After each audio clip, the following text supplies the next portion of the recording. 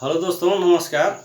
आप लोग के अपने यूट्यूब चैनल एजिक एजुकेशन एकेडमी पर स्वागत है। दोस्तों, हम प्राचीन भारतीय इतिहास के जो दूसरा पार्ट है उसको लेकर आए हैं। अगर ये वीडियो अच्छा लगे तो देखिए और चैनल को सब्सक्राइब करिए। और चैनल जब सब्सक्राइब करते हैं तो फिर बाद में अनसब्सक्राइब मत करिए। भले ही वीडियो देखिए लेकिन सब्सक्राइब मत करिए। अगर अच्छा लगे तभी सब्सक्राइब करिए, फिर सब्सक्राइब करते हैं फिर अनसब्सक्राइब करते हैं, तो ऐसा मत काम करिए। अगर अच्छा लगे तो देखिए वरना मत देखिए वीडियो। तो हम प्राचीन भारतीय इतिहास के जानने का जो स्रोत है, आज भाग 2 लेकर आए हैं। प्राचीन भारतीय इतिहास के जो स्रोत में बताए, इससे पहले पार्ट 1 में तो 2 यानी कि पहला भाग में बताया, आज दूसरा भाग लेकर आए हैं। उसमें 4 स्रोत बताया गया था, जिसमें ग्रंथ और फिर जो वेद है, और दूसरा है ऐतिहासिक ग्रंथ, इसको धर्म ग्रंथ के नाम से भी जानते हैं, और फिर विदेशियों का विवरण, फिर आपका चौथे नंबर पर है पुरातत्व संबंधी साक्ष्य। तो इनके स्रोतों से दोस्तों जो है, हमारे प्राचीन भारत में पहले हमारा समाज कैसा था, उस समय हमारा रीति रिवाज कैसा था, उस समय हमारा राजा प्रशासनिक व्यवस्था कैसी थी, इन स्रोतों से हम लोग को पता चलता है। तो आइए हम लोग स्टेप बाई स्टेप देखते हैं। दूसरे नंबर पर है ऐतिहासिक ग्रंथ। अगर पहले वाला वीडियो नहीं देखे हैं तो उसमें प्ले लिस्ट पर जाइए और इतिहास का सभी विषयों का, मैथ का अलग अलग प्लेलिस्ट बना है, उसमें जाकर देख सकते हैं। भाग 1, भाग 2 देखते हैं। देखिए ऐतिहासिक ग्रंथ। ऐतिहासिक ग्रंथ में जो है आपका भारतीय ऐतिहासिक स्रोतों का क्रमबद्ध अगर वर्णन अगर किसी ग्रंथ से मिलता है तो वो पुराण है। और पुराण जो है इसमें सटीक विश्वसनीय जो भी बात लिखी गई है विश्वसनीय है। पुराण के रचयिता जो है लोमहर्ष हैं अथवा उग्रश्रवा। उग्रश्रवा जो है लोमहर्ष के पुत्र माने जाते हैं। तो पुराण के रचयिता लोमहर्ष है अथवा उग्रश्रवा है। कुल पुराण जो है 18 है। भारत में जो है कुल पुराण कितने हैं? 18 है। और सबसे प्राचीन इतिहास अर्थात जो सबसे पुराना, जो सबसे पहले लिखा गया है पुराण, वह जो है मत्स्य पुराण है। हिंदू धर्म की जो है कानून ग्रंथ, या अगर किसी ग्रंथ को कहा जाता है तो वह है स्मृति ग्रंथ है। तो यह भी आता है पेपर में कि हिंदू धर्म के कानून ग्रंथ या किसे कहते हैं। ये पहले यूपी पुलिस में भी आ चुका है दोस्तों। ये वीडियो से आप लोग का जरूर प्रत्येक पेपर में एसएससी, रेलवे और यूपी पुलिस, इसमें 2-4 नंबर का क्वेश्चन आ जाएगा, मिलेगा देखने को। तो हिंदू धर्म के कानून ग्रंथ जो है स्मृति ग्रंथ है। और सबसे प्राचीन स्मृति किसी को कहा जाता है तो मनु स्मृति को कहते हैं। यह जो मनु स्मृति है शुंग काल के ग्रंथ है, यानी कि यह शुंग वंश का जब समय था, शासन था, तो उस टाइम यह लिखी गई थी शुंग काल में। नारद स्मृति जो है गुप्त कालीन है। अर्थात जो नारद स्मृति जो है लिखी गई है तो गुप्त वंश का जो शासन चल रहा था उस टाइम यह लिखा गया था, नारद स्मृति। रामायण के रचयिता महर्षि वाल्मीकि जी हैं। रामायण के जो रचना किया था वह महर्षि वाल्मीकि जी है। लेकिन इसी में जो आता है कि रामचरितमानस का लेखक कौन है, तो गोस्वामी तुलसीदास जी हैं। और उसमें रामचरितमानस में राम के जीवन का वर्णन किया गया है, उनके चरित्र के बारे में वर्णन किया गया है। महाभारत के रचयिता जो है वेद व्यास जी हैं। यह भी कभी कभी पेपर में आता है कि महाभारत को किसने दिव्य दृष्टि से देखा, तो वेद व्यास जी, इनको संजय के नाम से भी जाना जाता है। राजतरंगिणी, जो राजतरंगिणी पुस्तक है, यह कल्हण के द्वारा लिखा गया है। यह भी कई बार पेपरों में आ चुका है, और जैसे कि पुलिस, रेलवे, एसएससी सब में आता है दोस्तों। तो यह कल्हण ने लिखा। कल्हण की जो राजतरंगिणी पुस्तक है कश्मीर के इतिहास का वर्णन करता है। मतलब कश्मीर में कैसे राजा थे, कैसे शासन करते थे, वहाँ की प्रजा कैसी थी, वहाँ का रीति रिवाज कैसा था, वहाँ का समाज कैसा था, ये सब राज तरंगड़ी में आपको देखने को मिलता है। तो कश्मीर के इतिहास के बारे में अगर आपको जानकारी प्राप्त करनी है तो आप राज तरंगड़ी जो कल्हण के द्वारा लिखी गई है उसका अध्ययन करेंगे तो आपको मालूम होगा। फिर अगला जो है कि अर्थशास्त्र के लेखक। अर्थशास्त्र के लेखक कौन है? तो चाणक्य है। इनको कौटिल्य के नाम से भी जाना जाता है, विष्णुगुप्त के नाम से जाना जाता है, चाणक्य के नाम से भी जाना जाता है। तो अर्थशास्त्र के लेखक जो चाणक्य है, और यह मौर्य कालीन में, जो मौर्य वंश का समय था, शासन था, उस टाइम लिखा गया था यह ग्रंथ। और मौर्यों के जो प्रशासनिक व्यवस्था है, भरसक इसमें जो प्रशासनिक व्यवस्था, शासन प्रणाली के बारे में लिखा गया। नाम तो दिए हैं कि अर्थशास्त्र, लेकिन इनके जो समकक्षी से इनके सहयोगी थे, मित्र थे, तो चाणक्य से बोले, चाणक्य जी से, अरे सर आप अर्थशास्त्र अपने ग्रंथ का नाम दिए हैं, लेकिन अर्थशास्त्र के बारे में इसमें कुछ भी नहीं वर्णन किए हैं, ऐसा क्यों? तो उन्होंने बताया कि इसमें जो राजा अगर राजनीतिक ज्ञान जानता होगा, प्रशासनिक के बारे में जानता होगा, तभी वो अर्थ की व्यवस्था कर सकता है, अपने राज्य कोष को बना कर रख सकता है, राजकोष भरा रहेगा उसका। तो जब तक अगर किसी को राजनीति के बारे में नहीं जानकारी है तो उसका राजकोष खाली रहेगा। देखिए यहीं पर जो लोग भी राजनीतिक से जुड़े हैं उनकी अर्थव्यवस्था कितनी सुदृढ़ है, कितने धनवान लोग हैं। तो वही चाणक्य का कहना है कि जो राजनीतिक होगा, राजनीतिक को समझेगा, वही अपनी अर्थव्यवस्था को भी सुदृढ़ कर सकता है। तो इनका जो अर्थशास्त्र जो लेखक पुस्तक है, यह राजनीति से संबंधित है, प्रशासनिक व्यवस्था से संबंधित है। इसके बाद अष्टाध्याय के लेखक, ये भी कई बार पेपर में आ गया है कि अष्टाध्याय के लेखक कौन है? तो महर्षि पाणिनि को माना जाता है। यह अष्टाध्याय संस्कृत व्याकरण की प्रथम पुस्तक के रूप में भी जाना जाता है। इन्होंने मौर्य युग के पूर्व, मौर्य काल से जो पूर्व के पहले के जो इतिहास था उनके बारे में वर्णन किया है ये अष्टाध्याय में, लेकिन यह संस्कृत व्याकरण की प्रथम पुस्तक के नाम से भी जाना जाता है। चशनामा के लेखक अली अहमद है। चशनामा के लेखक कौन है? अली अहमद है।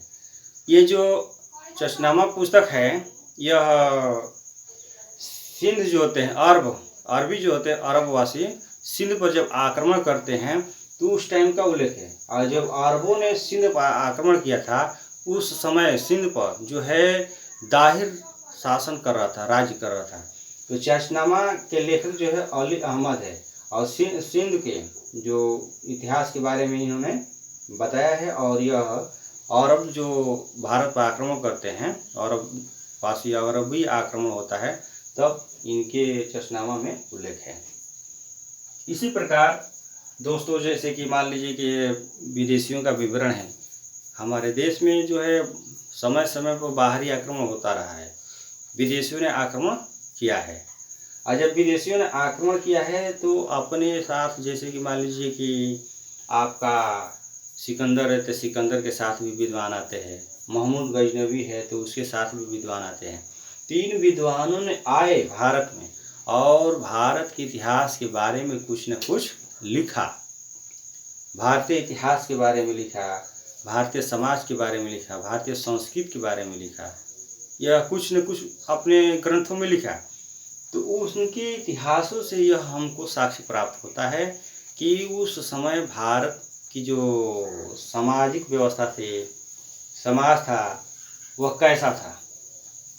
तो विदेशियों के विवरण में अगर देखा जाए तो यूनानी रोमन है लेखक, यूनानी जो आते हैं, रोमन आते हैं, तो वह आते हैं तो कुछ लिखते हैं तो देखते हैं। तो जैसे कि मान लीजिए यहाँ पर देखा जाए तो हिस्टोरिका के लेखक हैं, तो हिस्टोरिका के लेखक जो है हेरोडोटस है, और हेरोडोटस ने जो लिखा है तो इसकी जो हिस्टोरिका में जो लिखा गया है तो कुछ अफवाहें पर लिखी गई है बातें, वो अधिक विश्वसनीय नहीं है। और यही हेरोडोटस है जो इतिहास के पिता भी कहा जाता है दोस्तों। और इन्होंने कहा था कि अगर मिस्र में नील नदी नहीं होती तो मिस्र जो है पूरा शुष्क होता। तो हेरोडोटस ने कहा था कि मिस्र में अगर नील नदी नहीं होती तो मिस्र पूरा शुष्क होता। इसी प्रकार सिकंदर के साथ, जैसे सिकंदर है भारत पर आक्रमण किया, यह सिकंदर के ने जो भारत पर आक्रमण किया था 326 ईस्वी पूर्व में किया था। और इनके साथ भी कुछ लेखक आए, जैसे कि मान लीजिए यहाँ पर निर्याकस है, आनेसिक्रटस है, आस्टुबुलस है। ये आस्टुबुलस के जो आते हैं इन्होंने भी कुछ लिखा। इनके जब आते हैं तो लिखते हैं अपने ग्रंथों में। तो जब सिकंदर आक्रमण किया था तो उस समय के इतिहास में, भारत के इतिहास के बारे में हमको जानकारी प्राप्त होती है। जब सिकंदर भारत में आक्रमण कर रहा है, आक्रमण किया 326 ईस्वी पूर्व में, उस समय जो है मगध पर घानानंद शासन कर रहा था। भारत के भूगोल के लेखक टालमी हैं, टालमी। और फिर इन्होंने सब विद्वान जितने भी आते हैं तो कुछ न कुछ लिखते हैं। कोई इतिहास के बारे में लिखता है, समाज के बारे में लिखता है। लेकिन इन्होंने, टालमी जो महोदय हैं, इन्होंने कहा कि नहीं, हम भारत के पर्यावरण के बारे में लिखेंगे, भारत के जो भौगोलिक है उसके बारे में। तो इन्होंने भारत के भूगोल के बारे में लिखा। चीनी लेखक भी आए, जैसे फायान है। यह चंद्रगुप्त द्वितीय के राज दरबार में आया था। वेनसांग है, वेनसांग जो है हर्षवर्धन के समय में आया था, 629 ईस्वी में आया था ये, और 15 वर्ष भारत में रहा। वेनसांग जो होता है हर्षवर्धन के समय में आया और 629 ईस्वी में अब 15 वर्ष तक रहा, और पुनः 645 ईस्वी में वह क्या करता है, चीन को वापस लौट जाता है। जब वेनसांग आता है तो इन्होंने लिखा एक सीयूकी नामक पुस्तक लिखा, और इसमें यह भी कहा है वेनसांग कि भारत के लोग जो होते हैं ईमानदार होते हैं, परंतु जो है भारत के लोग जो ईमानदार होते हैं, परंतु ये याद रखिएगा, जो वेनसांग जो होता है सीयूकी पुस्तक लिखता है, और यह भी कहा कि भारत के लोग ईमानदार होते हैं। ऐसे हर्षवर्धन के समय में इन्होंने पुस्तक सीयूकी में लिखा। इसके पश्चात और भी लेखक हैं। अरबी लेखक जो आता है तो अलबर्नी है। अलबर्नी जो है महमूद गजनवी के समय में आया था भारत में। जब यह आता है महमूद गजनवी के साथ आया, और इन्होंने एक किताब लिखा जिसका नाम है किताब अल हिंद, किताब अल हिंद। इसमें राजपूत कालीन समाज के बारे में लिखा है। महमूद गजनवी के साथ जो आया लेखक अलबर्नी, तो किताब उल हिंद, इसमें यह राजपूत कालीन इतिहास के बारे में लिखा। और फिर जो है इसके बाद जो है पुरातत्व संबंधी साक्ष्य आता है। चौथे नंबर पर आपका ये पुरातत्व संबंधी साक्ष्य। पुरातत्व संबंधी साक्ष्य के अंतर्गत 3 प्रकार के स्रोत आते हैं, 3 गो साक्ष्य प्राप्त होता है। पहले नंबर पर अगर देखा जाए तो अभिलेख है, दूसरा जो है मुद्रा साक्ष्य है, और तीसरे नंबर पर स्मारक साक्ष्य है। तो अभिलेखों से भी जो अगर देखा जाए तो बहुत से साक्ष्य प्राप्त होते हैं हमारे देश में। तो भारत में अभिलेख का अगर प्रारंभ करता है तो अशोक ने किया था। सबसे पहले भारत में अभिलेख लिखने का कार्य किया पत्थरों पर, शिलालेख पर, तो अशोक ने किया था।